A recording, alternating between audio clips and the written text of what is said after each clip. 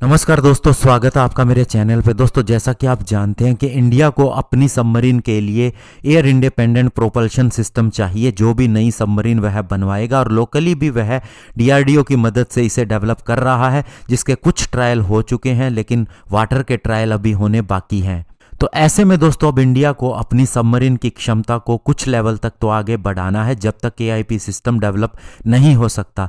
तो इसी के ऊपर अब हमारी किलो और कलवरी क्लास को पहले से ज़्यादा क्षमता मिलने वाली है, जिससे वह ज़्यादा लंबे समय तक सबमर्ज्ड रह सकें या फिर कहें कि पानी के अंदर रह सकें।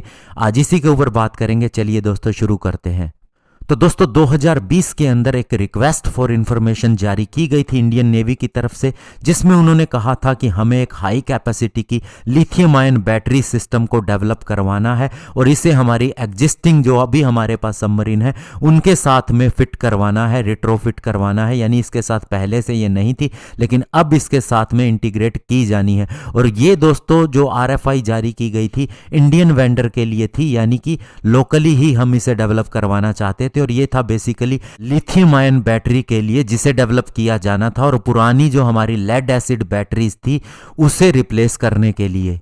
और अब बड़ी खबर यह है कि नेवी ने अब लोकल वेंडर को सिलेक्ट कर लिया है, और ये सिलेक्ट किया गया है उसके कॉन्सेप्ट को देखने के बाद में, उसकी टेक्नोलॉजी को पूरी तरह से चेक करने के बाद में अब उसे आगे बढ़ने के लिए कहा जा रहा है। अब ये वेंडर एक lithium ion battery pack develop करेगा जो बहुत ही कॉम्पैक्ट होगा और लेड एसिड बैटरीज को रिप्लेस किया जाएगा। सबसे पहले इसे रशियन सप्लाइड किलो क्लास की सबमरीन के अंदर रिप्लेस किया जाएगा। अगर उसके अच्छे रिजल्ट मिलते हैं तो फिर हमारी प्रेजेंट जो कलवरी क्लास की सबमरीन है उनके अंदर भी इसे रिट्रोफिट किया जाएगा।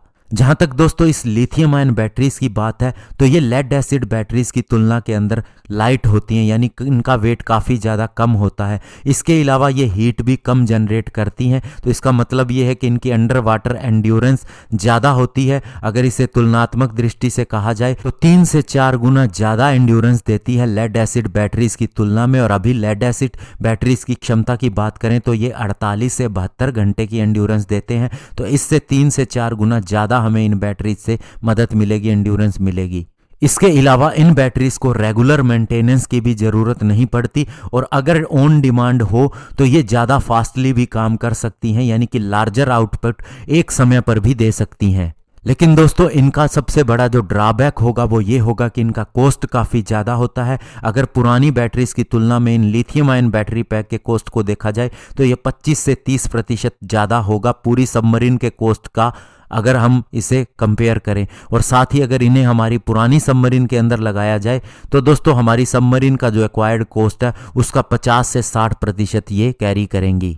लेकिन दोस्तों नई टेक्नोलॉजी का या कुछ भी नया करने का कॉस्ट शुरू के अंदर होता ही है, और अभी केवल जापान और साउथ कोरिया 2 कंट्रीज हैं जिनके पास में एक एयर इंडिपेंडेंट प्रोपल्शन सिस्टम और साथ ही लिथियम आयन बैटरी का पैक है उनकी अटैक सबमरीन के अंदर। और इंडिया वो तीसरी कंट्री होगी जो इन सारी चीज़ों को अपनी सबमरीन के साथ में हासिल करेगी। लेकिन दोस्तों जहाँ तक किलो क्लास की सबमरीन में इसे इंटीग्रेट करने की बात है तो इंडिया वो पहली कंट्री होगा जो अपनी पुरानी सबमरीन के अंदर ये टेक्नोलॉजी लेके आएगा। तो ऐसे में दोस्तों इंडिया बहुत नए नए एक्सपेरिमेंट भी कर रहा है, साथ ही लोकली भी चीज़ें डेवलप कर रहा है। ये सबसे बड़ी बात है। धन्यवाद। जय हिंद।